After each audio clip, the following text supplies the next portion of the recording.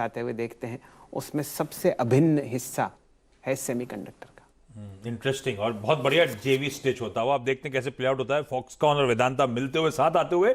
और मैं वो ऐसी प्लांट की बात इसलिए कर रहा था क्योंकि उस खबर में था कि वो लोग कह रहे हैं कि वो कई सारी स्टेट गवर्नमेंट्स के साथ डिस्कशन में है, अभी फाइनलाइज नहीं हुई है प्लांट लोकेशन क्या होगी इस जो ये सेमीकंडक्टर मैन्युफैक्चरिंग का प्लांट लगता हुआ नजर आएगा। लेकिन गौरांग सर को दिखाइए स्क्रीन पर। गौरांग सर सुप्रभात।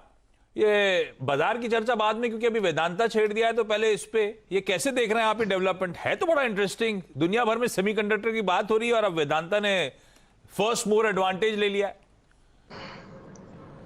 धन्यवाद आशीष, और आप सभी को सुप्रभात और सादर प्रणाम हमारे तरफ से। तो मेरे ख्याल से इस तरह की बातें वेदांता का मैनेजमेंट करे तो कंपनी का भविष्य, कंपनी के कर्मचारी और शेयरधारकों को ज्यादा चैन मिलेगा, न कि आप डीलिस्टिंग की बात करें अद्भुत भाव में और फिर उसको प्रक्रिया को रद्द कर दे क्योंकि वो पूरी तरीके से धराशायी हो गया था, या फिर रिस्ट्रक्चरिंग की अभी बातें सुनी थी और वहां पर भी फिर पीछे कदम हट गए।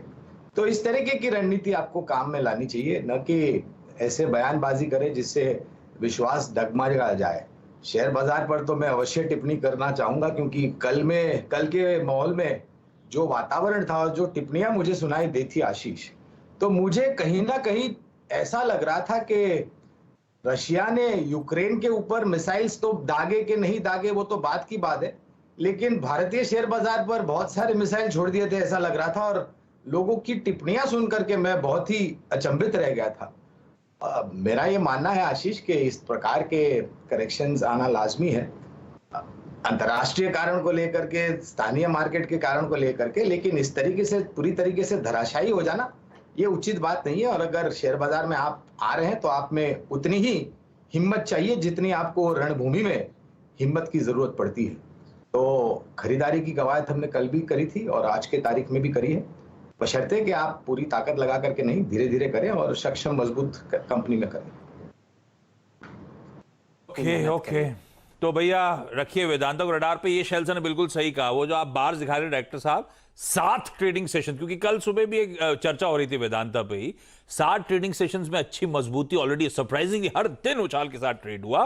कल फाइनली एक दबाव वाला सेशन था, तो कुछ हद तक शायद स्ट्रीट में ऑलरेडी इस तरह का डेवलपमेंट डिस्काउंट हो रहा, हमारे पास बाद में आया है, तो जरा उसको कॉशनली ट्रेड करेंगे। लेकिन खबर अच्छी है वेदांता के लिहाज से, ये ध्यान रखिएगा।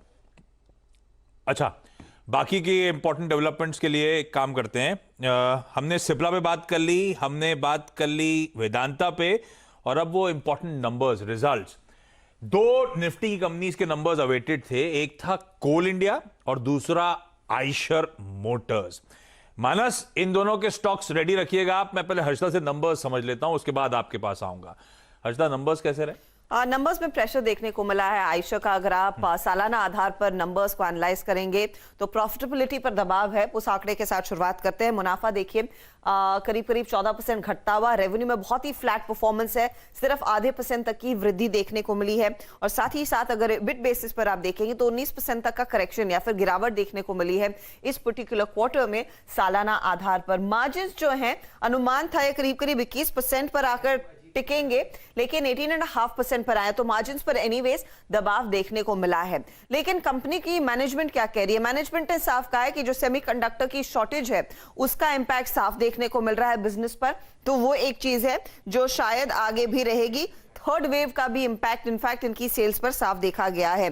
कंपनी हालांकि ये भी कहती है कि अगर आप Q2 से कंपेयर करें, सीक्वेंशियली कंपेयर करें, तो स्थिति थोड़ी सी बेहतर दिखाई देगी। क्वार्टर ऑन क्वार्टर आधार पर रेवेन्यू में करीब 28% तक की ग्रोथ जरूर देखने को मिली है।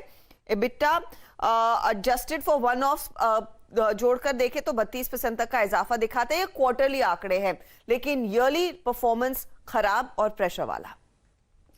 तो कोल इंडिया अच्छे, और ये आयशर मोटर की बात हुई। अब मैं कोल इंडिया बता दूं। कोल इंडिया बता देते, फिर अपन मानस से बात करते हैं। आयशर मोटर्स कमजोर है और कोल इंडिया आपने कहा था सुबह अच्छे। कोल इंडिया अच्छा है क्योंकि प्रॉफिटेबिलिटी में 47% तक का इजाफा देखने को मिला आशीष।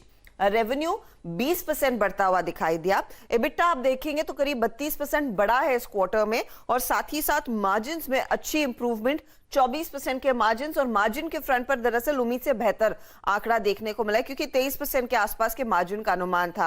अब आप ब्रेकडाउन देखिए, volume year on year basis पर थोड़े से प्रेशर में है, करीब 5% तक की गिरावट देखने को मिली है, लेकिन रियलाइजेशन 33% बढ़ता हुआ दिखाई दिया है। कोल इंडिया का इस तिमाही में ई ऑक्शन प्रीमियम पर है एफएसए रियलाइजेशन के लिहाज से, और ये 42% पर है वर्सेस 8% ईयर ऑन ईयर। और वहीं पर हमने देखा है क्लियर कट तो चेरी ऑन द टॉप है कंपनी के ई ऑक्शंस, जिसमें अच्छी खासी तेजी देखने को मिली है।